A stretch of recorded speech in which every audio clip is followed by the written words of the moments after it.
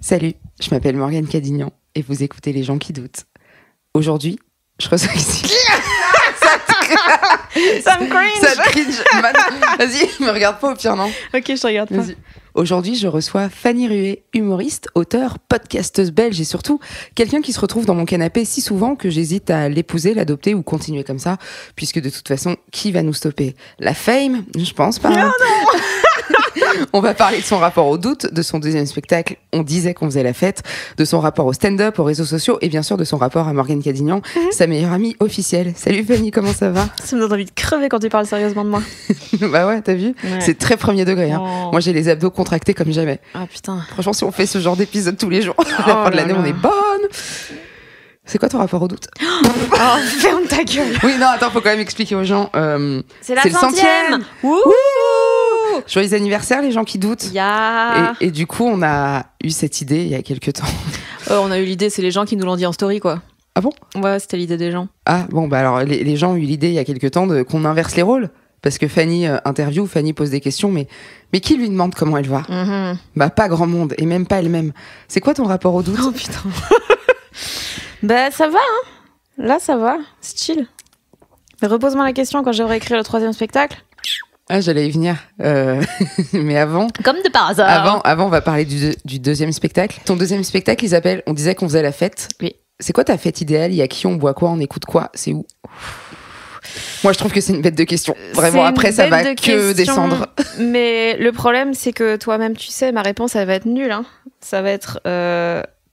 on est dans ton canapé. Ouais. On n'écoute rien. Ouais. Et on boit de la tisane. Et on fume un joint et on imagine ce que serait nos vies si on avait percé. Donc ta fête idéale, c'est ce soir, quoi. Absolument. Et ben génial. Ouais. Moi, ton spectacle, je l'ai vu tout début au ZEP de Belleville, donc c'était à l'automne dernier, en octobre, et je l'ai revu en mai à l'atelier. Et Ouais. en vrai, je crois que je te l'ai jamais dit, mais j'ai pris une claque. C'est vrai, un bébé. Ouais, déjà parce que tu m'as frappé, mais surtout parce que je t'ai trouvé hyper. Enfin, je pense que de toutes les voix où on s'est vu jouer, plateau, gala, je t'avais jamais vu aussi à l'aise. Après, les gens, le public était très très chaud. Vraiment bien, ouais. Vraiment bien. Genre la deuxième, il y a 2 sessions, une à 19 et une à 21h, et celle de 21h, elle était ouf. Et j'ai trouvé vraiment que, bon, après c'est normal, moi je l'avais vu, c'était plus le rodage, mais au tout début, et que le spectacle, il avait pris une encore plus en qualité, et en punch, et en vanne, enfin, tu sais, les vannes à applause, quoi. Bah, je sais pas, toi, tu rigoles vraiment aux trucs qui font rire personne d'autre. Le Maxi Cosi. Le Maxi Cosi, Yes. notamment. J'ai une blague de Maxi Cosi, tout le monde me dit, mais enlève-la. Personne ne la comprend. Mais à chaque fois que je la fais avec Morgane dans la salle, j'entends... Et oui, puisqu'au zèbre de Belleville, j'étais le zèbre. Tu étais absolument le zèbre. Mais non, mais de manière générale, même les blagues qui font rire tout le monde, il s'est passé quoi en 8 mois pour qu'ils prennent à ce point-là? Tu crois que c'est la tournée? Tu crois que c'est de l'avoir joué à Bruxelles? Bah, je pense que c'est de l'avoir joué énormément, ouais. Puis de toute façon, Paris, moi j'avais tellement un stress à la base de jouer là-bas parce que j'en avais pas des souvenirs incroyables du premier spectacle. En fait, j'ai compris ce matin qu'en fait, c'est juste que mon spectacle, il était pas très bon. Le premier? Ouais. Tu penses qu'objectivement, il était pas très bon, ou tu penses qu'on dit ça de nos premiers projets à chaque fois?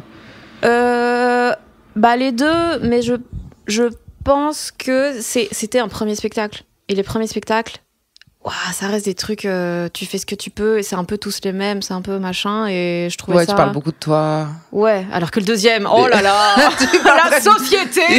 Vraiment, elle est d'une pudeur. Il y a pas un mot sur sa gueule, quoi. Si vraiment vous voulez entendre parler de cynisme, de non, allez, passez votre tour parce que vraiment ça parle, c'est très géopolitique. Hein, moi, je trouve, on disait qu'on faisait la fête. Ben, c'est ça le titre complet. Wally Ruette. On dirait vraiment une formule d'Harry Potter. Wally Ruette. Et c'est quoi les principales diffs entre jouer en France et en Belgique? T'as dit en interview que c'est plus ouvert en Belgique quand on est une meuf, par exemple. Alors, est-ce que t'as dit ça? Parce que j'ai lu une interview de Presse Quotidienne Régionale où il y a un journaliste qui t'a demandé ça et que fallait que tu trouves un rapport avec les femmes parce qu'on nous pose souvent la question genre est-ce que c'est dur quand on est une femme? Ouais. Avec cette voix à chaque fois d'ailleurs. Je sais pas. Je suppose que si le journaliste l'a axé pour que je réponde ça, j'ai répondu ça parce que c'est ce qu'il voulait. Tu te considères comme une femme? Oui. Absolument. C'est juste que je m'habille mal. Ah. Non, sinon, moi, je t'avoue, je m'en fous un peu. C'est juste que je trouve les gens plus sympas en Belgique de manière générale. Après, t'as un public bienveillant, je pense. Ouais, j'ai un public super. Les gens, ils sont super. Tu vois, comme je pense que c'est le cas de... je sais pas, je pense à des gens comme Manon Bril, ouais. Tristan Lopin, et tu vois, c'est... Bah, en fait, toute la commu un peu queer... Souvent, c'est pas faux. Tous les gens du Culture Fest. On embrasse oui, Manon Bril d'ailleurs. Mais... en fait, tous les gens du Culture Fest, c'est exactement les gens qu'on veut dans nos salles. Si on pouvait jouer que devant des gens du Culture Fest, moi j'accepterais de jouer devant 200 personnes toute ma vie. Faudrait un pass Culture Fest. Tout est gratuit si t'as été au Culture Fest. Et tout est gratuit dans la vie, genre. Oui. 2 allers-retours pour le Brésil. Ah, oh non, c'est très contre les valeurs du Culture Fest. Oui, l'avion, pardon. Non, mais en flottille. Ah, ça va alors. Il y a un truc qu'on a en commun dans nos spectacles. Ton mec ? Ah non, pardon. I wish. Il y a un truc qu'on a en commun dans... Je crois que tu serais la pire personne avec qui faire un plan à 3. Pardon, non. Pas dans l'absolu, mais en termes de gêne et de cringe, je pense que je préfère, honnêtement, à part mon frère et ma sœur, je pense que sur cette terre, je préfère choisir tous les autres gens que toi pour un plan à 3. C'est pas physique, c'est vraiment genre on est trop proches. J'entends. En fait, alors c'est pas pour prendre ma défense. Ouais. Vas-y Fanny, t'as 30 secondes mais pour en fait, me dire pourquoi toi. Soit ce serait terrible, soit ce serait des barres meufs. Ouais mais peut-être on n'a pas besoin de coucher ensemble pour des barres. C'est ça pas. le truc, on peut juste arrêter. Non mais si sexuellement c'est nul, c'est terrible. Si c'est bien, c'est pire que terrible. Parce que ça voudra dire qu'on bascule dans un truc où il faudrait recommencer, on n'oserait pas se le... Et je pense que si t'es un mauvais coup, je t'aimerais moins. Alors ma belle, assieds-toi, faut que je te parle. Parce que vraiment... Oh non. Oh babe, laisse-moi y croire. Tu connais mon rapport à la flemme, est-ce que tu me penses... Allez, les gens qui baisent. T'es la plus belle des étoiles.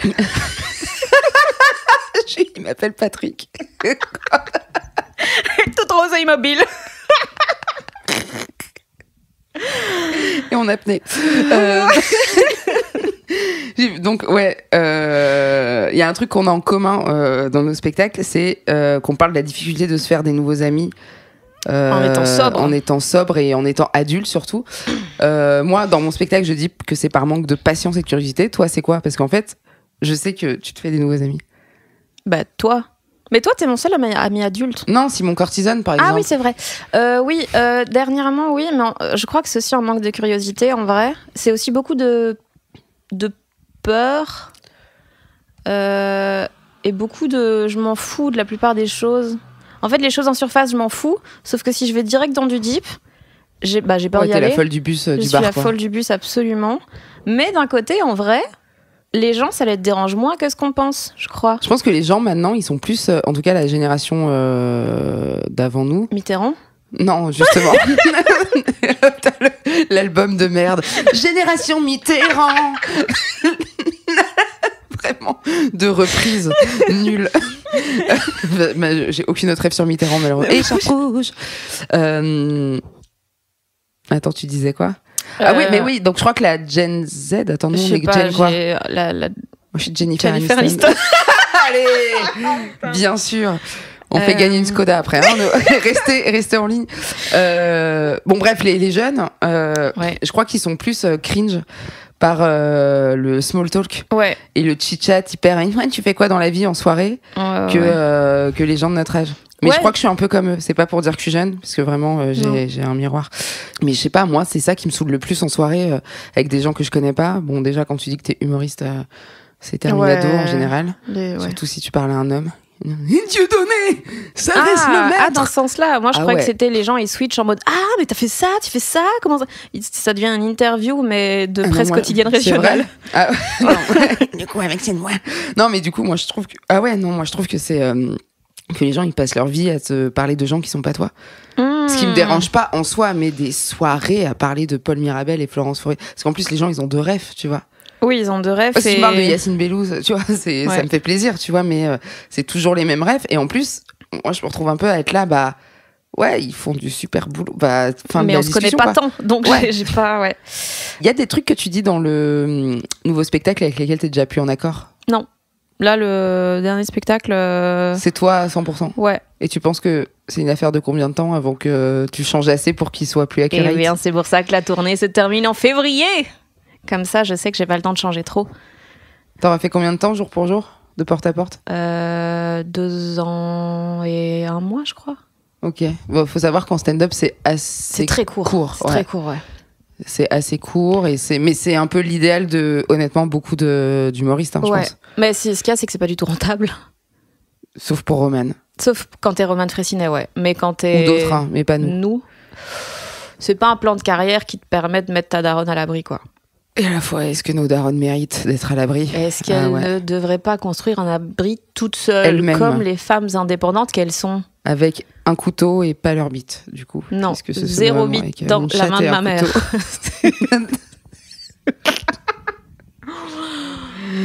Sauf celle de ton père, sinon on n'aurait pas cette conversation. Je peux surenchérir, mais ça va être violent. Vas-y. Vous roman de Morgane. Salut, ici la Fanny du montage. Je suis désolée, je sais que c'est trop frustrant, mais je devais le biper. On passe à la suite, on change de sujet. Mais d'ailleurs, est-ce qu'on peut en parler, ça? Mais là, on parle de toi, là. Mais est-ce qu'on peut dire que t'as écrit un roman? Bah oui, on peut dire que j'ai écrit un roman, puisque non, pour l'instant, la vérité, c'est que j'ai écrit un très très long Dockword, qui n'est pas encore un roman, puisque pour moi, tant que c'est pas édité par quelqu'un, je vais avoir du mal à dire j'ai écrit un roman.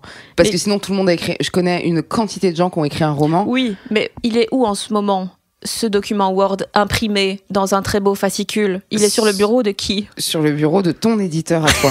De notre éditeur, parce qu'on partage tout. Parce qu'on partage. Bah, franchement, je nous le souhaite, hein, j'espère. Non, en fait, l'histoire, c'est que je t'ai dit au début de l'été. Si j'avais. C'est ouais, exactement vraiment comme sur ça ce ton-là. Ouais. Parce que c'est pas un truc. Enfin, je trouve que quand t'es humoriste, vraiment, on nous a beaucoup dit que. Le premier degré, Berk, tu vois. Ouais. Et du coup, moi, écrire un roman, tu sais, je suis obligée d'en faire des caisses de oui, j'écris un roman. C'est un truc vraiment pour qui pas je marrant, me prends. Quoi. Ouais, non, c'est vraiment pas marrant. Enfin, il y a des blagues parce que c'est moi, tu vois, mais ça, c'est pas un roman d'humoriste en tout cas, tu vois. D'ailleurs, j'aurai une question pour toi après. Et du coup, je t'ai dit oui, si il s'avère que j'avais écrit sans faire exprès parce que je suis une grosse bouffonne qui se prend pour je sais pas qui, 2 chapitres d'un truc, est-ce que tu ferais le lire à donc Thomas Garret, qui est mon éditeur, qui est super, de chez l'Iconoclaste. Chez l'Icono. Et tu m'as dit envoie.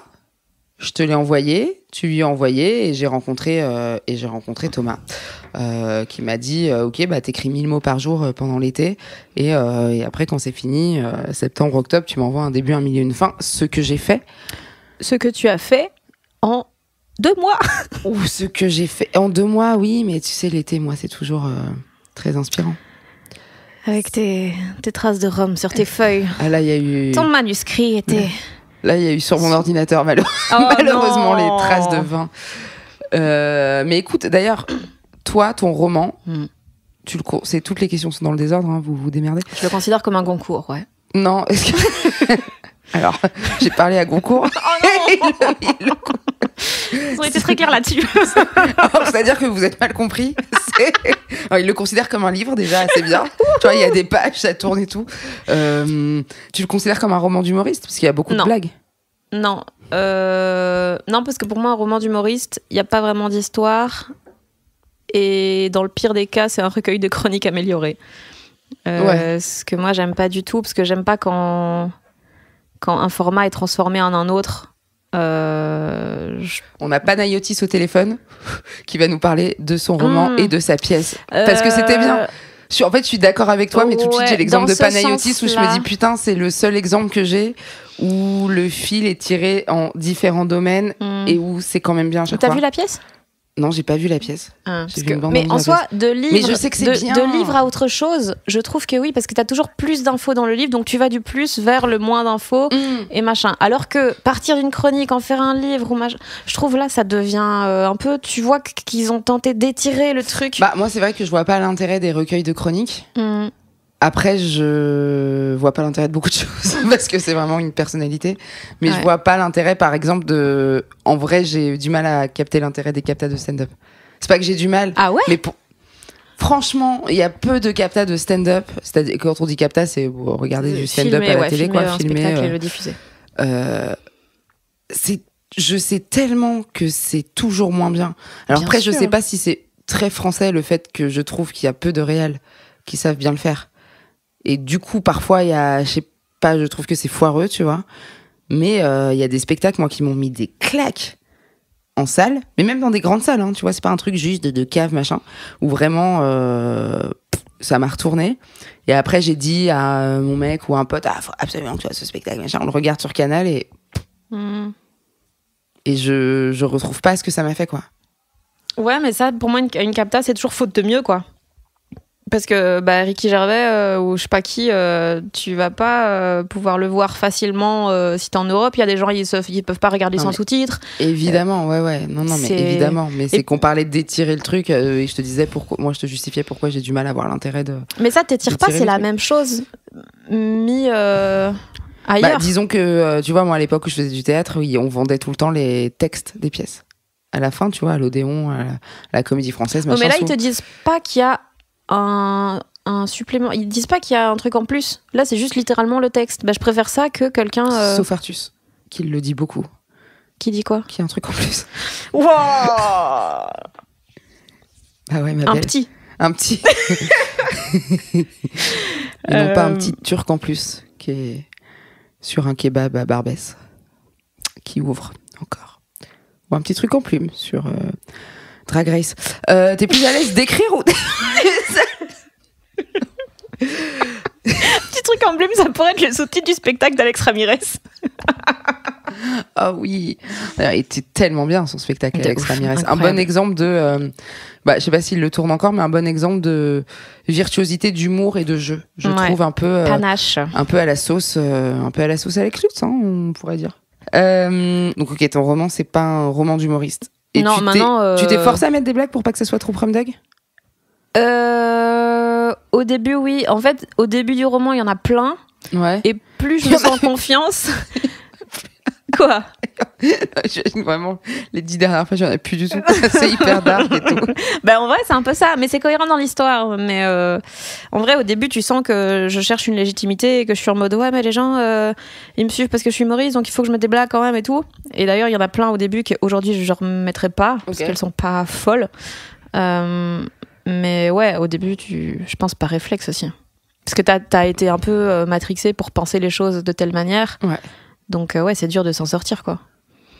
Ouais, je capte. Écoute, j'espère qu'il y aura assez de blagues quand même dans mon grand awkward. Dans ton grand awkward. Parce que c'est pas très marrant, quoi. Non, c'est assez tragique. J'ai hâte qu'on puisse faire un épisode entier. Ouais, moi aussi. Sur Previously. Moi aussi. C'est quoi les...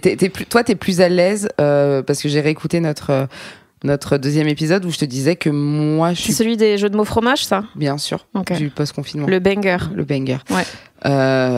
Et je te disais que j'étais plus à l'aise d'écrire et que être sur scène, ça me demandait plus d'efforts.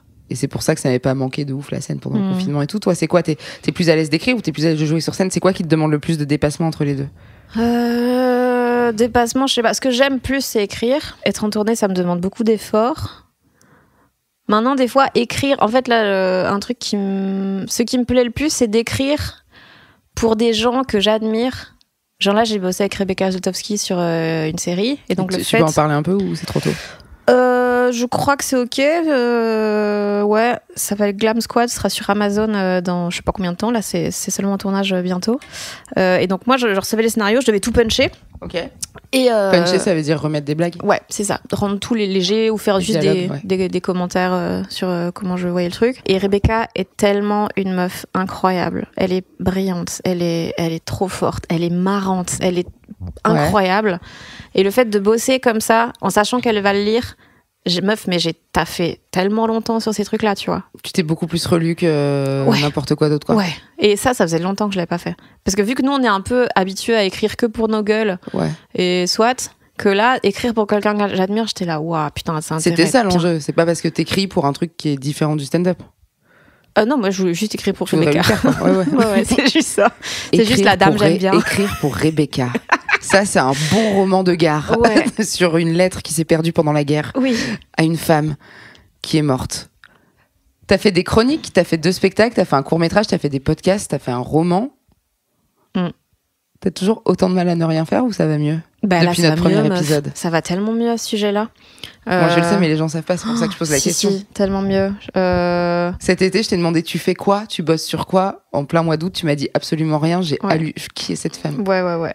Pourquoi ça va mieux? Je pense que je m'en fous un peu de... Enfin, tu vois, je crois le stand-up, en vrai, c'était super. Mais je crois pas que ça ira plus loin, en vrai. Donc, je suis plus dans cette course absolument. Moi, je veux juste la remplir la fin de la tournée. Ouais. Et après, j'ai pas besoin que ça monte davantage, en vrai. Et du coup, tu prends le truc de quel côté? Tu dirais que t'as... Abandonné? Non. Bah, tu dirais que t'as perdu le feu ou que tu t'es apaisé? Parce que ça peut être une bonne comme une mauvaise nouvelle, suivant d'où tu le vois. Je sais pas encore exactement. Mais là, je me dis... En fait, ce qu'il y a, c'est que le spectacle, je l'adore. Et du coup, je me dis vraiment, c'est la meilleure façon de terminer quelque chose pour pas le gâcher. Parce que tu vois, si après je réessaye d'écrire et que c'est nul, je me dirais, en fait, c'est juste, je suis plus capable. Et tu te dis que si les gens, ils achètent pas ça... si les gens achètent pas ça, ils n'aimeront jamais ce que je fais dans ma vie. C'est mon max. C'est ton prime, quoi. Ouais. Pour l'instant. Oui, mais c'est juste que pour l'instant, vu que j'ai pas de volonté de faire d'autres choses après, bah, je me stresse pas, je me dis vas-y, je vais faire tout ce que je peux pour remplir les dates là et après je vois bien qu'à chaque fois il y a des projets qui se rajoutent quoi. Le truc de Rebecca, ça s'est calé vraiment en 24 heures. Et donc je me dis bah vas-y, stresse pas, il y aura probablement des choses qui vont arriver plic-ploc, mais peut-être c'est un immense mensonge que je me dis à moi-même. Et si ça arrive plac-plic, là c'est la merde. Plac-plic quoi? Il y a des choses qui vont arriver plic-ploc. C'est belge? Ah, c'est belge? Non, je sais pas, je demande. J'avais jamais entendu ça. Ah ouais, bah des choses petites ouais. éparses. D'accord. C'est ça la différence entre nos romans. Oui. Toi tu dis plic-ploc et moi je dis éparse. C'est pour ça que le bien sortira pas. Ce sera le petit mot sur la couverture que j'écrirai. T'avais qu'à pas être snob, connasse. On t'écrira juste plic-ploc. C'est quoi la question? Bah, en gros, on tournait autour de... Il y aura pas de troisième spectacle. Oui, mais c'est ça, en fait... Mais vraiment, tu feras pas un troisième spectacle pour avoir du travail? Non. Alors que le deuxième, je l'ai fait quand même pas mal pour qu'il y ait une suite, parce que vas-y, maintenant qu'on est humoriste et qu'on a fait tout ça... Ce serait con de pas continuer. Et surtout, trouver un truc dans lequel tu te trouves être bon, c'est dur, hein? Ouais, puis je trouve que déjà, il y a un truc de pas cracher dans la soupe quand t'as réussi à vivre de ce truc-là et d'un métier artistique. Et est-ce qu'il n'y a pas un truc de... Enfin, pour le coup, là, je pense que l'artistique est un domaine qui échappe pas à ce truc qu'ont tous les autres métiers. En fait, une fois que t'es adulte, que t'as un certain âge et que tu t'es dit « je suis ça », c'est hyper dur d'en sortir, tu vois. Parce qu'après, comment tu te présentes, comment tu remplis tes fiches d'impôts même, tu vois. Ouais, il y a un truc de j'ai du mal quand on me demande tu fais quoi dans la vie, tu vois. Je trouve que humoriste c'est hyper réducteur, tu vois. Donc je pense c'est tellement un truc de loser. Ouais. Puis je pense qu'on dit auteur parce que dedans t'as scénariste, t'as un roman, t'as tous les petits trucs, les scénarios machin que tu pourrais écrire. Et c'est trop classe. Ouais, mais du coup si on enlève humoriste parce au moment où on n'aura plus de spectacle, on fera plus de plateau machin, je sais pas si ce qui reste en face c'est assez pour dire bah déjà financièrement. Oui, non, bah non, ça non. Et surtout pour dire je suis quelqu'un. Enfin. Mais la légitimité, elle vient quand même pour l'instant de ce qu'on fait en stand-up. Oui, mais c'est un problème en vrai qu'on se définisse par notre taf. On pourrait juste dire. Je pense que c'est un problème sociétal. C'est plus là, c'est un truc non, qui nous dépasse toi et moi. Je parle de Macron avant tout. Non, mais du fait que oui, on se voit que via notre travail et qu'on se définit comme ça. J'ai croisé une meuf à Lyon dans une soirée il y a pas longtemps. C'est qui cette pute? T'inquiète bébé. Rien, je la verrai plus. Non, mais elle m'a dit, tu vois, on parle et tout, et justement, ce truc de chit-chat, de small talk des soirées, et elle me dit, au bout de 2 questions, tu vois, elle fait bon, et t'es heureuse en ce moment? Tu l'as tapé? Non, parce que j'ai kiffé la question, tu vois, mais j'étais là, waouh, ça demande vraiment de s'allumer une clope, de s'asseoir, de prendre un verre. Ça demande de s'allumer une clope, étant le niveau ultime de la conve. Non, mais tu vois, ça demande de... Et ça a amené une conversation beaucoup plus... Où t'as le moral, tu vois, de manière plus légère, où t'as fait quoi cet été, tu vois, mais ça vachement plus profond que... Ça fartit, c'est le comedy club de Faro. Et ouais, non, mais c'était une conversation vachement plus intéressante que « Et toi, tu fais quoi dans la vie ?» Parce que déjà, en plus, on passe, je trouve, pour des monstres de prétention, parce que les gens, ils nous disent tu fais quoi dans la vie, toi tu dis ou auteur ou humoriste, donc ça amène plein de questions, et après eux ils te disent juriste, et tu t'essayes de faire des fausses conversations. Ah oui, tu jures quoi? Tu jures sur qui? Tu dois connaître ma daronne. Si, moi, j'ai beaucoup juré sur ma daronne, et c'était vrai. Non.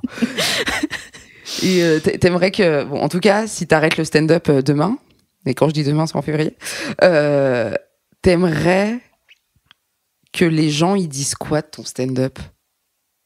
Réponds-moi en adjectif. Bien écrit.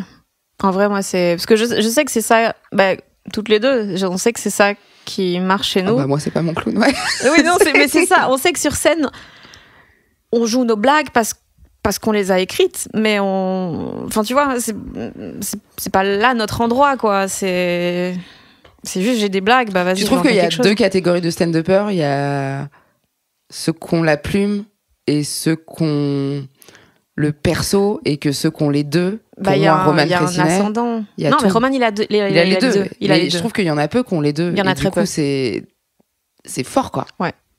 Ouais, et moi je sais que je l'ai pas, et c'est pas grave. Ouais, il y en a énormément qui ont l'inverse, qui sont des très bons showman, showgirl, mais le texte, il y a rien. Bah moi je suis juste contente si les gens ils se disaient ça et l'écrivaient bien. Et à la fois, si on n'a pas de perso très clair, est-ce que c'est pas parce que... Est-ce qu'il faut en sortir un? Je pense qu'il faut pas forcer, c'est qu'on l'a pas dans nos personnalités. Ouais, mais c'est pour ça qu'on sait pas faire des face cam, qu'on sait pas faire des trucs. Mais tu vois, Roman, je trouve que c'est un bon exemple. Cette voix qu'il a, ce phrasé, il parle comme ça. Nous, on va pas commencer demain à arriver et s'inventer un c'est une dinguerie, Mouloud. Et la vie de ma mère, fan. Imagine, ça serait fou. On prévient personne. Tu préviens pas ton équipe, juste t'arrives en tournée. Vendredi, t'arrives à la captation. À la captation, j'arrive et je fais tout comme si j'étais Lorenzo. À l'Olympia le 2 janvier. Les amis, c'est pas un truc de malade mental. C'était juste toi, ton 1m60. 56. Ouais, pardon. C'est gentil, mais... Parce que je te vois vraiment avec des yeux d'enfant. Mais ça serait fou. Ça serait incroyable. Franchement, j'aimerais avoir assez d'audace. Pas à la capta, mais juste sur une petite date comme ça. Juste tenir un truc comme ça 5 minutes pour que mon équipe et les régisseurs se disent qu'est-ce qui est fou. Ouais. J'oserais jamais. Bah tu peux faire ça en plateau, quoi. Mais il faut qu'il y ait un enjeu, sinon j'arriverai jamais s'il y a du public. T'as encore le track, toi, avant de monter? Non. Bah à part pour les gros trucs, tu vois, genre la capta, je vais stresser parce que je vais me dire bah c'est assez injuste, non, mais c'est assez contre-intuitif que une date que je vais jouer à Lille devant, je sais pas, il y a 1000 personnes. Et ben ce spectacle-là, cette captation-là, comment je joue là, ça sera vu après par, je sais pas, 150 000 personnes sur Canal. C'est des chiffres au hasard, mais je sais pas, tu vois. Je m'en rends pas compte du tout. Je sais qu'en direct, on avait fait 100 000 pour le dernier. Oh. Ouais, je crois. Chambé. Ou alors j'invente. Tu vois, il était pas si nul. Bah disons que je crois vraiment plus en le deuxième, quoi. C'est où la capta? À Lille, au Sébastopol. Génial, c'est quand? C'est le 18 octobre. Là. Ouais, là. Mais non. La. Eh ben, je serais pas là. Tu veux pas? Bah attends, je regarde. C'est vraiment le moment, Morgane Cadignan. Ça peut. Ça peut. J'ai un dîner, mais ça peut sauter. Coup dur pour les amis du 18 octobre. Envoie juste l'extrait du podcast. Bon, quand je dis que ça peut sauter, c'est que je vais les faire exploser vraiment au premier degré. Je vais leur tirer dessus à balles réelles. Le show, il parle beaucoup de la... T'es Paul Saint-Cernin ou quoi? Oui. Je pense que t'aurais été une bonne snipeuse. La meuf trouve une question à chaque fois que tu ouvres la bouche. Je crois que j'ose pas m'imposer comme il faut le faire quand t'es un sniper. Est-ce que tu penses... Je pense que tous les duos de potes se disent ça. Si quelqu'un lisait nos échanges WhatsApp, on ira en ou prison. mettait une caméra dans mon salon une soirée, tu penses qu'on irait en tôle au même titre que tous les gens qui se disent ça, ou nous particulièrement? Non, tout le monde. C'est juste que les gens, ils verraient que... Alors déjà, ils se diraient « Elles sont trop marrantes !» Mais ouais. On pourrait faire des live Twitch hyper problématiques. Oh, mon rêve. Vas-y, on regarde Comédie Class et on commente on fait un react. Au premier degré. Ouais. Les gens vont plus nous aimer. Hein. Mais non, mais c'est pas de notre faute, c'est le faute de la personne qui sait pas monter cette émission. Le monteur va pas nous aimer. Et on s'en fout, c'est une personne. On est 2, on gagne. C'est pas faux. Non, mais bravo à tous ceux qui ont fait Comedy Class parce que faut... Ça a l'air tellement dur. Faut oser, quoi. Et je crois que c'est à 14h, quoi. Enfin, en tout cas, il y a Eric et Ramsey qui font beaucoup de blagues sur le fait que c'est pas le soir. Et moi, on en a fait, hein, des galas, des trucs à déjà 17h. Quand il fait jour, c'est pas... Le stand-up est quelque chose de nocturne, je trouve. Mais il y a un concept à développer. Une stand-up matinale. Je crois pas, hein. Franchement, je dirais que non. Tu trouves qu'il faut arrêter avec le stand-up de manière générale ? Je crois qu'il faut arrêter de manière générale. Tu crois que les gens en ont marre ? Ouais, là je crois, on en parle un jour sur 2, hein, mais que là on est arrivé à un stade où commencer aujourd'hui ça doit être horrible parce qu'il y a tellement d'humoristes, tellement de trucs, tu dois être sur 1000 fronts à la fois, c'est une galère surtout à Paris de remplir des salles, machin. Je me dis c'est pas la période la plus marrante pour le milieu, quoi. Est-ce que ça fait partie des arguments qui te disent qu'il y aura pas forcément encore 10 ans de stand-up parce que t'en as beaucoup parlé dans l'épisode que j'ai adoré avec Rosa parce que c'est un épisode où je me dis putain je me sens moins seule et elle a eu une formule que j'ai beaucoup aimée quand elle a dit que c'était un peu ça s'est start-upisé, quoi, et qu'il y avait une vibe école de commerce qu'il n'y avait pas quand nous on a commencé. Je me suis beaucoup reconnue là-dedans. Est-ce que tout ça, ce qu'il faut qu'on fasse sur les réseaux, les vues, le nombre de followers qui est très très important et le fait que tout repose quand même un peu là-dessus, et côté prod, et côté théâtre, et côté public, c'est un argument pour... Ouais, hein. Ça rend tout moins authentique. En vrai, il y a un truc de... Ouais, tu dois apprendre à te vendre sur les réseaux, tu dois faire plusieurs métiers à la fois. Tu peux pas juste être un bon comédien, bon auteur, bon humoriste. Il faut que tu, en plus, saches communiquer sur ce que tu fais, que tu fasses des formats pour chaque truc. Mais comme le podcast, en vrai, le podcast, ça marcherait 1000 fois mieux si comme, c'est InPower ou comme le podcast Sauce et tout, eux, ça fait full vue parce que c'est trop marrant et en effet, c'est pur contenu pour des reels et tout. Mais est-ce que j'ai envie de faire ça ? Non, c'est pas mon métier à la base. Et puis je préfère 1000 fois faire des petits trucs intimistes. Oui, on est 30 000 à les écouter, on est content. Écoutez, voilà, on va rester 30 000 et c'est super. Oui, et puis de toute façon, ça c'est un truc dont on a beaucoup parlé. Quand même, la qualité et le côté intéressant découle de la longueur aussi. Et tu peux pas... faut du temps, faut installer des discussions, tu vois. Tu peux pas faire ça en moins de 30 secondes. Non, mais je pourrais taper des extraits, tu vois, comme par exemple l'extrait du plan A3.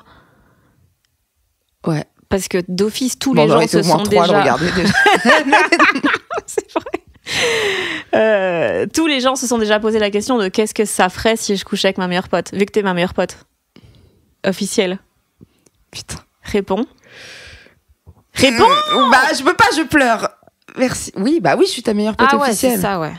Mais il y a que... Je comprends pas pourquoi on continue, parce que je l'ai dit publiquement et toi tu l'as dit publiquement. Non, tu l'as pas dit publiquement, tu l'as dit à Rock en scène quand j'étais morte saoule. Oui, publiquement. Il y avait pas que nous deux à Rock en scène quand t'étais morte saoule. Oui, c'est vrai. Il y a plus de gens. Tu l'as dit devant Fontaine d'ici. C'est clair. Là, le jour où j'ai perdu... Les os 1200 aussi, mais le jour où j'ai perdu 1200 followers parce que j'ai fait une story... avec Free Palestine sur l'écran de Fontaine d'ici. T'as perdu 1200 ? Oui. 1200 ? Oui. Ah non, 200. Ah oui. Pardon. Meuf qui s'invente des excuses pour dire que t'as perdu la moitié. La meuf qui s'invente des excuses pour se dire qu'elle est pas à son cas. Non, mais moi je suis trop. Je suis trop politisée. Trop la Palestine. C'est vraiment pour ça que j'ai pas une grosse commu. Je choque les gens, quoi. Ok, donc ça fait partie. Et pourtant, tu fais des trucs sur les réseaux. Oui, mais c'est des trucs qui sont pas faits pour les réseaux. Tu vois, je fais assez peu de reels. Mais ma meuf m'a dit l'autre jour un truc qui rend mon autre meuf que toi. Oh, ok. Wow. Quelqu'un. Et dans le plan A3, faut que ça soit mon mec et pas ta meuf. On peut faire un quatuor, hein. C'est chic. Bam, bam, bam, bam, bam, bam. Non, ma meuf m'a dit l'autre jour. Je sais pas si on avait déjà reparlé, mais. J'en parle beaucoup avec elle parce que c'est un truc qui me déprime vachement, le fait qu'on... Genre, c'est hyper stressant de pas remplir les salles hyper à l'avance parce que du coup, là, je suis en mode, ok, l'Olympia, je sais pas combien de tickets on a vendu, mais... Pas tout, il en reste. Il en reste, ouais, c'est ça. Et donc là, je vais passer 3 mois à juste me dire, ok, il faut que tout ce que je fasse, ça soit dans le but de remplir, nanana. Donc, non seulement ça enlève énormément de plaisir dans tout. Et de fun. C'est plaisir, fun, c'est très très lié hein, finalement. Ouais, j'ai écrit un long presque des Word. synonymes. Et donc je parlais du fait que j'ai essayé de faire un peu plus des reels un peu plus potentiel viral quoi. Notamment où je conduis et donc il y a des trucs qui ont vraiment fait quelques millions et machin.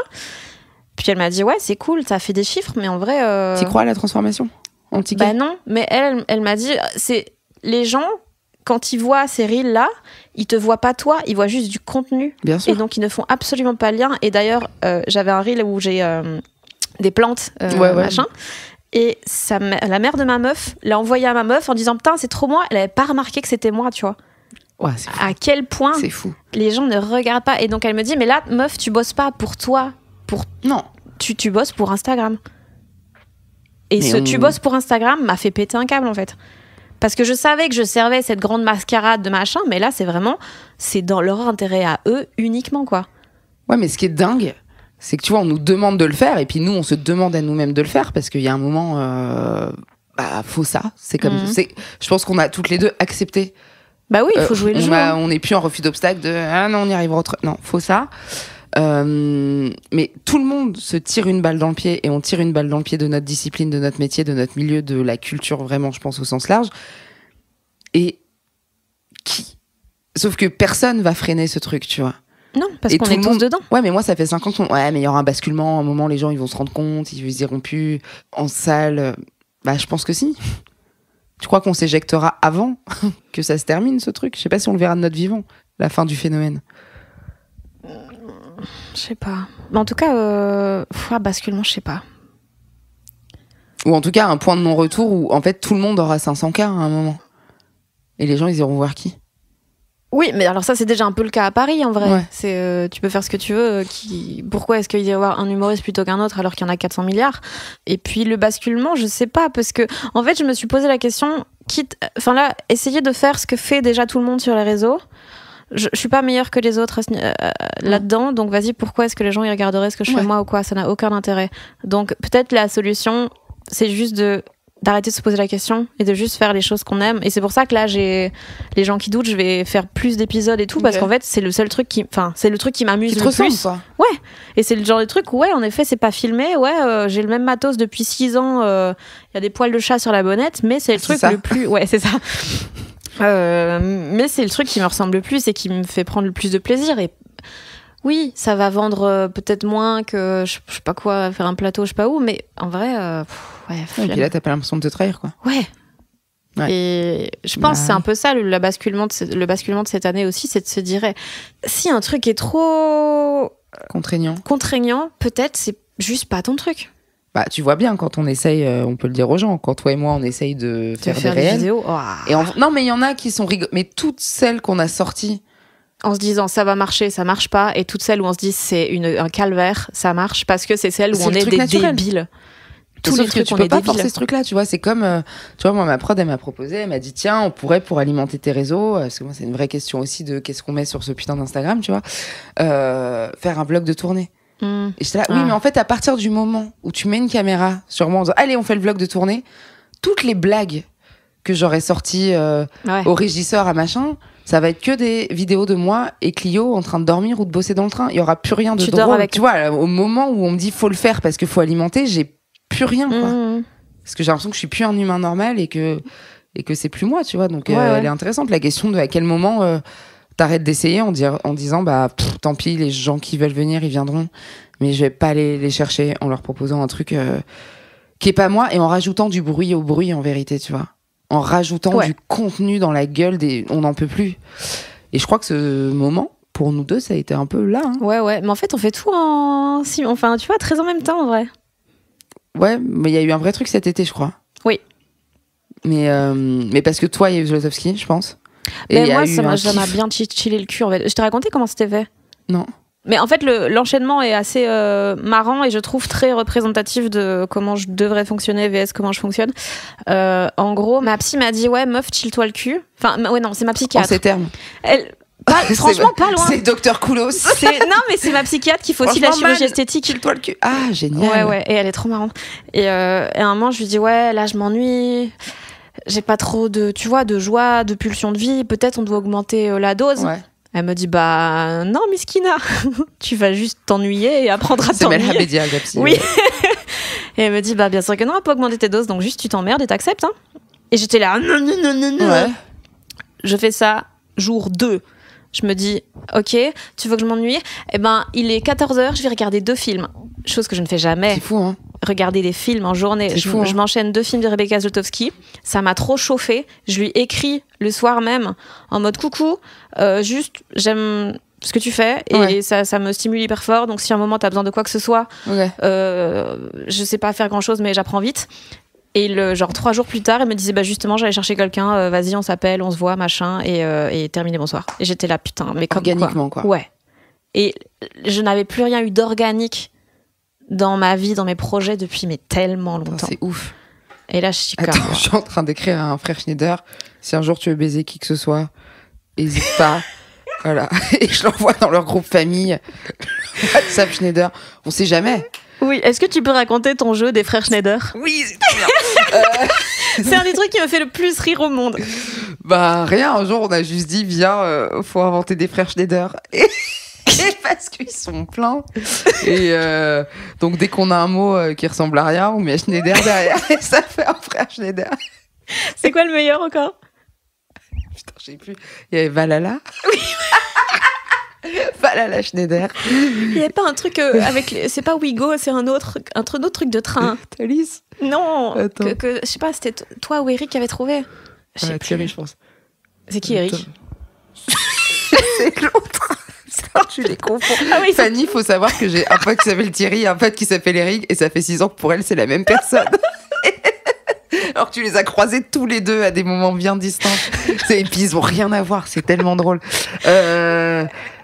Attends, on est parti de quoi avant de parler des Schneider ? De Rebecca, du fait que j'avais juste... que c'était organique. Ouais. Mais ça, tu vois, le truc des films en après-midi, alors c'est un truc que mon ex faisait, et au début, j'étais là, c'est vraiment journée enfant malade à l'école, quoi. Ouais.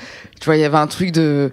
En plus, on fait le noir, grande télé, tu sais, beau dispositif vidéo, on tire les rideaux et tout, et ça me rendait complètement fucked up au début. J'étais là, mais c'est bizarre. Ouais, c'est pas dans les conventions, quoi. Et mon mec là, il a un tic de langage. À chaque fois, je dis mais non, il fait pourquoi pas. Et en fait, c'est le pourquoi pas, c'est un truc auquel j'ai jamais la réponse. Et il dit aussi autre chose, il dit on est des adultes, on fait ce qu'on veut. Et ça, c'est vraiment un truc d'adolescent à qui on a dit c'est comme ça. Et ça, c'est Navo qui le dit. Et en fait, quand tu demandes pourquoi à chaque c'est comme ça. Mais ton mec, c'est Navo. Putain, on avait dit on n'outait pas. Kian va hyper mal le prendre. Non. Non, mais quand t'essayes de dire parce que tu n'as jamais de réponse valable, à part il y a quelqu'un qui l'a dit un moment. Et je trouve que c'est hyper dur de sortir de ce truc-là. Donc vraiment, regardez tous les gens qui écoutent là, a priori, si vous êtes adulte, vous faites ce que vous voulez. Hein. Si vous avez envie de regarder des films le lundi à 14h. Mais les gens ont un travail. Nous, on est en décalé. Pas en plus. tous les auditeurs des gens qui doutent. Non, c'est vrai. Il y a beaucoup d'arrêts de travail. Et d'ailleurs, on est là pour vous dire que peut-être il faut faire prolonger ce certificat. Exactement. Et regarder des films à 14h. Oui. Mais c'est trop bien ça d'être parce que j'ai une pote il y a pas longtemps qui m'a dit ouais mais t'es un peu un adulte enfant dans le sens tu sais j'étais mais je fais pas mon anniversaire au McDo non plus quoi elles m'ont nous tu vois. Mais pourquoi t'as dit parce qu'ils sont pas disponibles, ils ont dit que je vais encore tout manger. Non pas le droit d'emmener les frites dans les boules. Oui. Un truc que mon mec m'a dit également. Donc c'est trop, mais j'étais là, mais je trouve qu'être enfant à 35 ans, c'est la meilleure manière que cette vie ait un tout petit peu de saveur, quoi. Mais c'est même pas être enfant, en vrai. C'est juste ne pas faire les choses juste parce qu'on t'a dit de les faire. Oui, parce que comme t'es un adulte, tu dois, faut s'habiller bien et mettre un pantalon. Qui a dit qu'on devait s'habiller bien? Vraiment, personne nous l'a dit. Non, on aurait dû faire un tout petit effort. Ouais. Mais du coup, le show, il parle beaucoup de la trentaine, en gros. Il parle de... Ouais, t'es une trentenaire plus heureuse que vingtenaire? Ouais, en même temps, la vingtenaire, moi, j'ai pas aimé. La vingtaine. Tu penses que tu serais une quarantenaire épanouie ou tu penses que ton prime, c'est maintenant? Moi, je te demande ça parce que je me suis toujours dit 40 ans, ça va être mon prime. En fait, toutes les meufs que j'aime, que j'admire, elles sont à leur prime de ouf à 40 ans. Ouais. Donc je me dis... Il y a cadeau, on t'embrasse. Je me dis, je vive ma best life parce que globalement, c'est t'es cool, tu sais ce que tu veux et t'as de l'argent. C'est... Normalement. Normalement. Imagine, on se rend compte dans 20 ans que le prime, c'était maintenant. Mais justement, alors ça, un jour, tu m'as Good old fucké le days. cerveau à cause de ça, Sorry. grosse conne. Pourquoi? Un jour, tu m'as dit, imagine notre prime, il est passé. Et je te jure J'y que pense tous les jours. Ouais. depuis, mais ouais, mais vas-y, garde ça pour toi. Comme ça, il y a que ton cerveau qui est pourri. Mais depuis, j'y pense vraiment tout le temps en me disant, si ça se trouve, ce que je pensais être Le démarrage ouais, en côte. c'était peut-être mon prime. Hein. Ouais, mais c'est un petit prime pour nous, parce que nos ambitions, elles ont bougé, mais il y a ce qu'on avait il y a 5 ans, c'est déjà ouf Oui, mais vu pour que... plein de gens, et c'est ouf pour le nous d'il y a 10 ans, tu vois. Pourquoi on n'arrive plus à s'en contenter? Mais alors, c'est pas ça, c'est que vu que j'ai l'impression de pas être à mon bon endroit exactement, genre, c'est un peu comme si je réalisais les rêves de quelqu'un d'autre, en vrai, tu vois. Ouais, mais t'as pas l'impression que ça fait partie de nos natures intranquilles de toujours chase le bon endroit, et qu'en fait, je sais pas s'il y aura toi et moi un moment de nos vies, on dira là, c'est le bon endroit. Je trouve qu'on y arrive aussi bien toi que moi dans des domaines très clairs. Moi, Genre je sais que moi, j'y arrive en amour, par exemple. Non, mais tu vois, Avec parfois, Navo. t'es avec quelqu'un et tu te dis là, tout ce truc, tu rencontres quelqu'un et c'est tellement fluide et c'est charmé et la personne fait que ça fait tomber tout ce truc de l'herbe, elle est plus verte ailleurs. Et avec un autre, et avec une autre, et avec une autre histoire, ça pourrait être mieux. Là, il y a, tu vois, tu le sais. Il n'y a pas de doute, tu vois. Donc ça, au moins, dans ce domaine des relations, tu sais que tu es au bon endroit. Mais je sais pas si je suis dans ma bonne ville à Paris. Ça se trouve, je serais hyper heureuse à la campagne. Ça se trouve, ça va être une catastrophe. Je sais pas si je suis veux dire dans la le bon Guadeloupe, métier. par exemple, où tu vas fuir de toute façon dans moins de... J'ai des billets le 29 Voilà. décembre. Mais... Ah, donc tu viens pas à Mont Olympia? Tu le savais, arrête Tu de m'as pas faire genre confirmé. devant les gens. Oui, bah... Ok. Ma grand-mère vieillit. Tu resteras Ouah. normalement plus longtemps en vie, j'espère, que ma grand-mère. Me pousse pas à faire la drama. J'ai déjà eu envie de mourir pour gagner une dispute, donc là... Écoute, on va inventer le suicide de fierté. Oui, Mais d'office, ça existe. D'office, il y a eu des... Tu Je vais crois juste faker une tentative, sauf qu'ils se sont ratés et ils se sont tués. Sûr à 100%. Ah oui, de fou. Non, mais ça, oui, c'est sûr, il y en a tous les jours, je pense. Mais de suicide par fierté, dire oh, tu le feras pas. Ah ouais. Ah si, je crois. Tu penses? Ouais, C'est la pire manière de mourir. ouais. Mais des hommes. Ah bah, que ça. Par millions, Oui. et encore une fois, tous les jours. Ah, on parle des hommes. Ah oui, bah dans ce cas-là, oui, tout est désolée, possible. j'avais pas précisé. Et après, en fait, je sais pas si notre prime, il est passé, ou si juste, faut arrêter de voir la vie en termes de quand est-ce qu'il y a un prime ou qu'il n'y en a pas.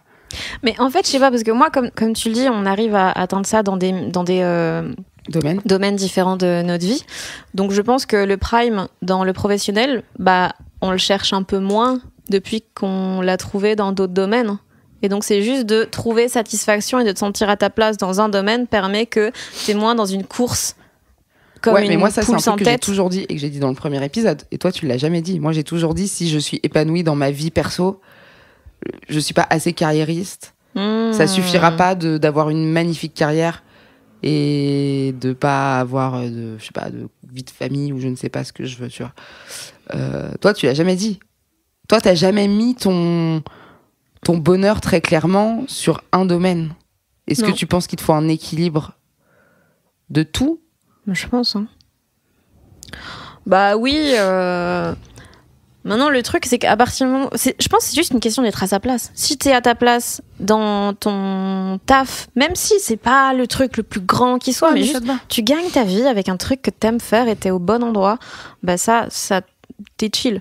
Moi, là, c'est pas le cas à 100% dans ma vie professionnelle parce que je suis toujours en train de me demander pourquoi je fais les choses et est-ce que je dois continuer machin. Mais maintenant, vu que je l'ai dans la vie personnelle, bah, je m'en fous un peu. Enfin, c'est pas que je m'en fous, mais c'est que c'est moins vital que je l'ai Ouais. dans... Parce que ça rejoint un peu ce que tu disais tout à l'heure sur la société qui a trop mis la valeur travail en haut du système de valeurs et que si ça va bien dans ton travail, c'est que ça va bien, alors qu'au fond, on s'en fout de ce que tu fais dans la vie et on s'en fout, tu vois. Pourquoi on n'arrive pas à se contenter? Tu vois, j'ai croisé Jason Brokers en Comedy Club il y a pas longtemps, il y a 2-3 jours. Et c'était ton prime. Et c'était mon prime d'avoir croisé Jason. Non, et il m'a dit un truc, ça m'a un peu fucké le cerveau. Il m'a dit, il m'a dit, ah, et toi, en ce moment, je sais pas, là, en ce moment, je suis en tournée et tout. Et il me dit, et tu kiffes? Ça se passe bien? Il me dit, ça se passe bien, tu vois. Et je lui dis, ouais, bah après, franchement, il y a des villes, le remplissage, il est dur. Donc ouais. Et vraiment, il m'a fait une tête qui m'a donné l'impression qu'il voyait pas du tout ce que je disais. Mais oui, enfin non, mais ça, on s'en fout, c'est pas ma question. Est-ce que ça se passe bien? Tu le kiffes ton spectacle? Ah ouais, par contre, je kiffe trop le jouer. Oui, mais je le kiffe. Et j'étais là, ah putain, je vois ce qu'il veut dire. J'aimerais réussir tous les jours à m'en satisfaire en me disant, mais en fait, le kiff, il est pas dans le. C'est le capitalisme qui a mis un truc de réussite. Le bonheur est dans la réussite, alors qu'on s'en fout, parce que quand tu arrives là où tu voulais, ça ne suffit déjà plus. Trop tard. Nous, demain, on remplit nos salles de 500, on veut 1000. Non, on sera contente. On se dit aujourd'hui, c'est sûr, tu vois. Mais je sais pas si, en fait, philosophiquement, humainement, c'est possible, ou si c'est juste un truc très lié à l'artistique, où en fait, ça suffit jamais, et que du coup, c'est pas rentable, et que ça vient toucher ton ego, parce que les gens, ils se précipitent pas des années à l'avance pour réserver pour ton truc, ou alors que c'est juste un truc d'humain qui est pas capable de ça par essence, tu vois. Mais je pense aussi que le fait que ce soit aussi quantifiable dans nos métiers, que t'es littéralement, voilà, Olympia, 1700 places à vendre. Alors que c'est pas dans tous les métiers que tu peux quantifier ta soi-disant réussite à un chiffre aussi précis, quoi. Ouais, mais tu vois, est-ce que c'est parce qu'on a des natures pessimistes? Parce que je pense qu'il y a des gens sur une salle de 1000, s'ils remplissent 500, ils se disent, waouh, il y a 500 personnes qui sont venues. Ils se disent pas, il y a 500 personnes qui sont pas venues. Pourquoi nous, on voit plus facilement le côté, il y a les 500 sièges vides? Ben, parce que moi, je suis quand même assez. Pas nihiliste, mais je me dis, mais pourquoi est-ce qu'on s'est fait chier à tout mettre en place, à faire taffer plein de gens pour ça, alors que c'est déjà super. Mais je vais quand même voir le côté pas rempli, quoi. Okay. Donc le fait que ça existe ne suffit pas. J'ai du mal. Faut que vraiment, ça soit vendu. Je suis très macroniste. J'ai du mal à voir la joie juste dans les... C'est vrai? Ouais. Oh, merci. Un truc dans les yeux. Oh putain. Les dollars. Non, je comprends. Non, mais c'est bien déjà. Enfin, c'est bien de se l'avouer. Ça règle pas le problème, mais ça donne peut-être des pistes de comment on fait pour mieux le vivre, quoi. T'as quel rapport avec la comparaison? Bah, toi-même, tu sais là. Non, mais c'est mieux. Moi, j'ai l'impression que c'est mieux. Ouais, c'est mieux. Bah, parce que maintenant, justement, je suis à ce truc de chacun à sa place. Bah, moi, ce sera pas dans ce milieu. Ouais, mais tu vois, t'en parles comme d'une défaite.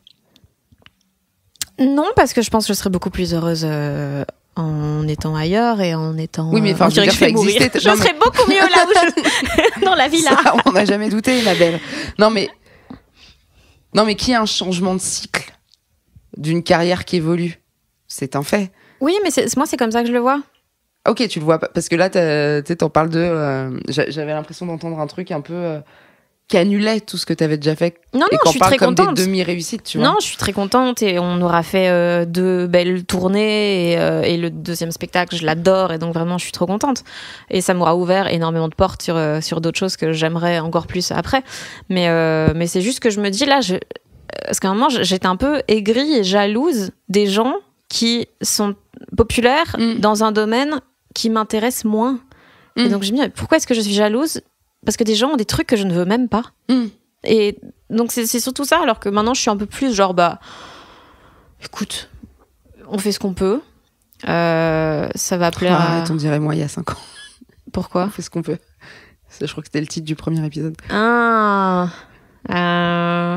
sais plus.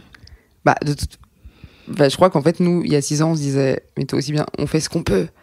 Et ça va le faire. Et je pense que prendre de l'âge, c'est aussi de se dire, en fait, si ça le fait pas, c'est ce que, enfin, ouais. La vie, elle est maintenant, quoi. Oui, bah on remet en question l'endroit où on a mis le, ça l'a fait ou ça le fera ou ça machin. C'est juste, on se dit, bah, là, ça le fait. Encore une fois, il faut refaire cette parenthèse en se disant que c'est des problèmes d'artistes torturés et qui sont quand même un petit peu des problèmes de riches parce que, en fait, globalement, dans la big picture, ça le fait quand même. Oui, bien sûr. Non, l'idée, c'est juste un truc très égocentré de se demander est-ce que je suis au bon endroit, est-ce que machin. C'est juste ça, c'est juste brasser du vent et enculer des mouches. Hein.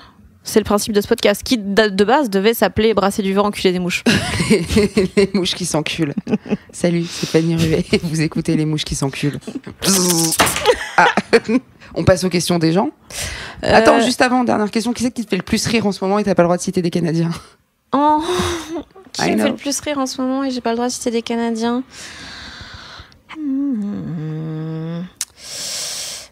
Écoute, Hier, j'ai rigolé. Ah merde, oui, elle est canadienne. Ok. Je sais pas. Ah si, qui me fait rire. Mon cœur, comment est-ce qu'elle s'appelle? Tu me diras, toi tu dois savoir. La meuf qui écrit Empathie. Putain, elle est québécoise. Mais là, c'est pas fait exprès parce que c'est sur Canal et donc ça aurait pu. C'est franco-québécois. Putain, mais allez, c'est Florence quelque chose, Marais. Lompré, ouais. Non, c'est Émeric Lompré. Attends. Non, je crois que t'as raison. C'est Lompré comme un long pré. Une prairie très profonde. Ouais. Florence Grand Pâturage. Oh putain. Le mot pâturage, il est toujours trop bien, je trouve. Bien sûr. Florence Lompré. Voilà. L-O-N-G-P-R-E. Et du coup, Empathie sur Canal. J'ai pas fini, hein, mais putain, c'est génial. C'est génial, c'est drôle, c'est vraiment c'est beau. Un mélange subtil de plein de trucs, de drame et de rigolo. Ouais. Beaucoup de drame avec des bonnes On a beaucoup de mal à cassures, faire en France, hein, je trouve. Ben ouais, t'imagines que les seuls trucs bien français, c'est parce qu'ils sont québécois. Ouais. Et il faut qu'on soit une coprod avec Crave et tout pour que ça marche. Enfin, pour que et sur scène, en humoriste français. Bah moi, dans ceux qui m'a fait énormément rire, il y avait Alex Cominec, quoi. Mais parce que c'est tellement chelou, enfin c'est tellement allé loin, que là vraiment c'est des genre vraiment pleurer de rire quand t'es dans la salle, ça m'arrive jamais. Ouais. Et lui, ouais. Bah, c'est une bonne réponse. Merci. Et toi?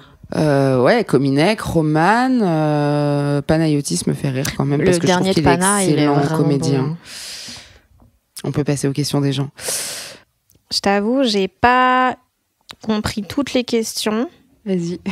Il y a énormément de gens qui demandent le crush commun dont on a parlé dans le Floodcast et qu'on n'a jamais voulu dévoiler. Bah, moi, je suis dévoilée à lui. Hein. Oui, je sais. Non, c'est pas. Alors attention. Non, c'est pas un crush commun, c'est juste le diagramme de veine des mecs qu'on trouve cute. Oui, parce qu'on n'a pas du tout les mêmes goûts, c'est terrible, et qu'il y en a un où on s'est dit oui. Toutes les deux, on comprenait que l'autre puisse le trouver cute. Donc mais c'est un pote en plus. Hein. Oui. Si tu m'en donnes une lettre. G. Bah un G. G. Ouais, G. Voilà. Ce n'est pas Jérémy Crédville. Coucou, ici la Fanny du montage. On s'est rendu compte après l'enregistrement que tout le monde allait penser que c'était Guillermo Guise. Ce n'est pas lui. Y en a qui demandent à quand le mariage. Entre nous? Elle veut déjà pas le plan à 3. Ah, il y a beaucoup de gens aussi qui demandent des nouvelles de la salle d'attente du bonheur. Mais jamais ils vont me lâcher la veste. Non, jamais. Écoute, j'ai commencé à redécorer là. Et bah écoutez, épisode 5. Je crois, là, je me suis levée de la chaise et la porte côté cabinet s'est ouverte en disant Madame Cadignan. Et là, je commence à me diriger vers l'autre partie du couloir. Maintenant, c'est peut-être le cabinet d'un cancérologue. Maintenant, c'est peut-être une salle d'attente plus grande où je vais passer plus de temps. Non, je crois que je crois que c'est cool là. On y va. On y va là. Attends. Mais en fait, ce qu'il faut dire, c'est que c'est pas. En fait, la salle d'attente, elle bouge pas. C'est toujours la même. C'est juste ton prisme qui change. Parce que j'ai juste vieilli. En fait. Oui, c'est juste qu'à un moment, t'acceptes que que c'est ça. Oui, que ça la salle d'attente, il n'y a pas de cabinet. Quoi. Maintenant que j'ai accepté que je serais pas quelqu'un d'autre et que je serais juste ça et que ma vie, ça allait être ça, bah, j'arrive à voir tout ce qui est trop bien et tous les trucs sur lesquels j'ai de la chance. De me connaître en premier. Vraiment en haut de la liste, quoi. Alors, il y a aussi des gens qui vraiment surestiment nos carrières et demandent, par exemple, vos rapports avec vos fans. Comme vrai, si c'était... ils sont discrets. Ils ont le soutien pudique. Moi, j'ai l'énorme chance de pouvoir encore me balader dans la rue plus souvent, tranquillement. Et ça, c'est vraiment un truc en France qu'on a. On n'a pas de paparazzi. Non, franchement. Mais tu vois, c'est agréable, quoi. T'es en terrasse, à la plage, les gens se font discrets. Et je voudrais les remercier de tout mon cœur parce que je suis contente de pouvoir avoir encore une vie au-delà de normale, un peu triste. Et toi? T'as déjà cramé quelqu'un en train de te prendre en photo en scred? Personne me prend en photo en scred, Morgane. Si ça peut, c'est sûr, c'est déjà arrivé. Bah alors, c'est sûr que t'es dans le WhatsApp de quelqu'un avec quelqu'un qui dit regarde qui j'ai croisé et l'autre personne qui répond c'est qui. Oui. Et c'est mes Moi. parents. Alors, les gens très obsédés par le fait qu'on fasse un spectacle en duo, est-ce que... On vous a déjà répondu la dernière fois que c'est pas une bonne idée. Hein. Que ce serait vraiment tristoun. Hein. Bah, enfin, ce serait nul. Faudrait qu'on fume beaucoup, quoi. Ben non, c'est juste que là, on penserait que c'est bien. Bon, ça serait au moins agréable pour 2 personnes, quoi. Oui, c'est vrai. Néanmoins, si vous aviez un spectacle commun, quel nom aurait-il et ça parlerait de quoi? Alors, je crois que malheureusement, il y aurait des costumes. Ouais. Il y aurait un truc un peu moyenâgeux. Ah oui. Je pense que la reine du décor serait une auberge. Oui.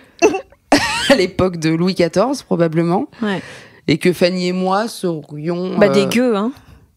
C'est la seule réponse possible. Il y a un tenancier d'auberge et un voyageur mystérieux. Parce que c'est toujours ça, nos impros. Comment expliquer Alors, aux gens? nos impros, il faut juste savoir qu'à chaque fois que je rentre chez Morgane, la règle, c'est qu'on joue qu'on est au Moyen-Âge dans une auberge. Et donc, quand je rentre, il faut qu'elle se courbe le dos.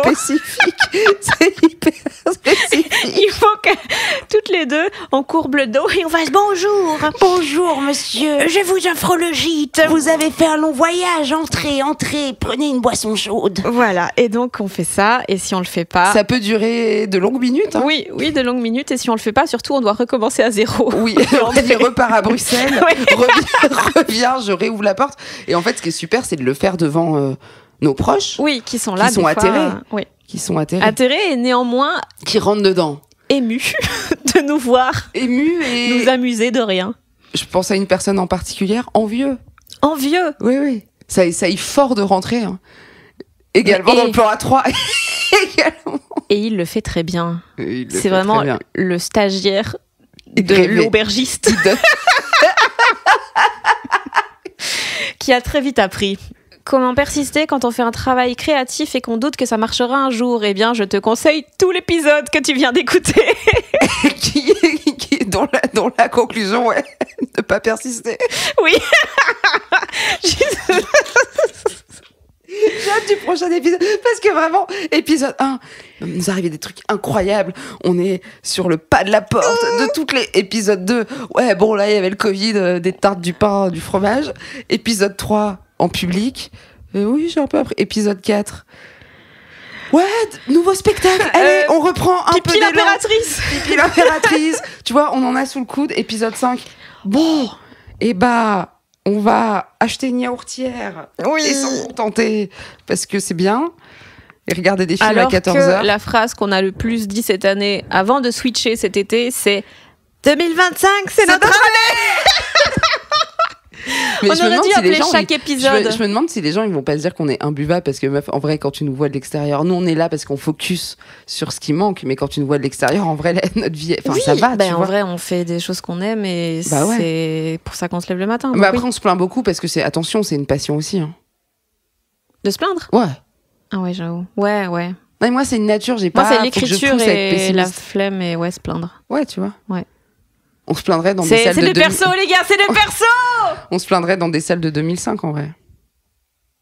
2500 places, pas 2005 oui, okay. L'année. Je pensais que j'étais là, ouais, avec Laurie jeune, et Priscilla. Alors ça, c'est un truc intéressant, mais je vais devoir y aller. Le syndrome de l'imposteur, mais en dehors du milieu professionnel. Genre l'impression d'être un mauvais ami et tout. Ouais. Ça, c'est assez ouf comme sujet. Ah ouais? Non, pas tous les jours, mais... syndrome de l'imposteur, mais ça que je trouve très mignon en couple, quand les 2 personnes ont l'impression d'avoir fait le hold-up. Tu vois? Donc ça, c'est un truc que j'ai avec mon mec, et de vraiment se dire non mais je suis pas assez bien. Mais comme lui, il se le dit aussi, il y a un truc très mignon de mais non, c'est vous, messire, mais non, c'est vous, mais non, c'est vous le roi, mais non, c'est vous la reine.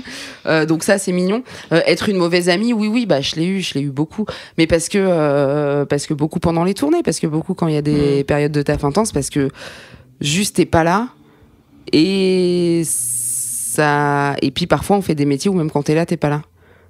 Donc ça, je l'ai eu beaucoup. Et puis après, tu te pardonnes de pas pouvoir être à 3 endroits en même temps et que ça y est, c'est comme ça, tu vois.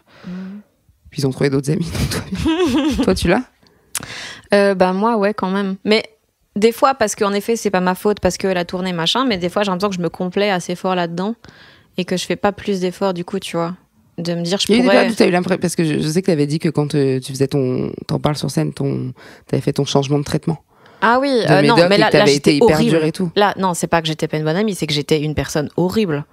Donc pas une bonne amie de fait pour tes amis. Oui, mais là, c'était pas dans mon comportement, c'était dans qui j'étais, quoi. Ok. Maintenant, quand je dis mauvaise amie, c'est plus dans le sens de peut-être pas être assez proactive pour organiser des trucs alimenter et tout.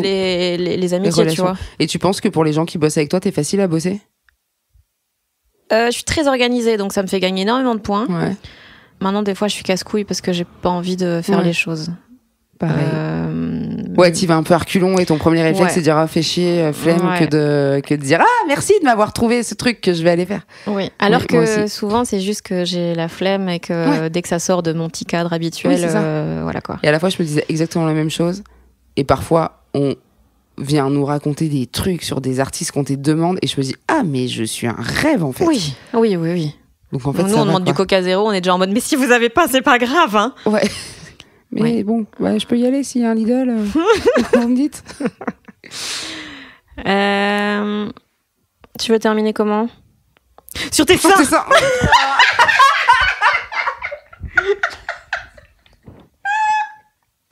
J'ai été trop lente, je suis dégoûtée. Ça va être un super plan à 3. Ça va être si rigolo. On termine là-dessus? Bah oui, bien sûr que oui. Merci beaucoup d'avoir écouté ce 100e épisode, les amis, et merci de suivre Les gens qui doutent depuis plus de 5 ans maintenant. N'hésitez pas à vous abonner, bien sûr, à laisser des commentaires, des étoiles sur Spotify, sur Apple Podcast. C'est con, mais ça aide vraiment de ouf. Et puis venez dans les salles de spectacle aussi. Morgane Cadignan sera tous les jeudis à la Nouvelle Ève à Paris dès janvier 2026. Et d'ici là, elle est en tournée partout: Marseille, Toulon, Bruxelles, Genève, Bordeaux, Montréal et plein d'autres. Et moi, je joue les toutes dernières dates de mon spectacle à Lille, Toulouse, Bordeaux, Genève, Liège, Namur, Nancy. Il y en a pas mal d'autres, n'hésitez pas à checker sur mon site. Et on terminera à l'Olympia de Paris le 2 janvier et au Cirque Royal de Bruxelles le 10 janvier. Et puis bien sûr, les réseaux, vous connaissez, sur Instagram, @Morgane_Cadignan et @Fanny Ruet, en attendant qu'on crée notre compte commun de BFF. Des bisous. Cet épisode a été mixé par l'incroyable, le merveilleux, le philanthrope Maxime Moitieu.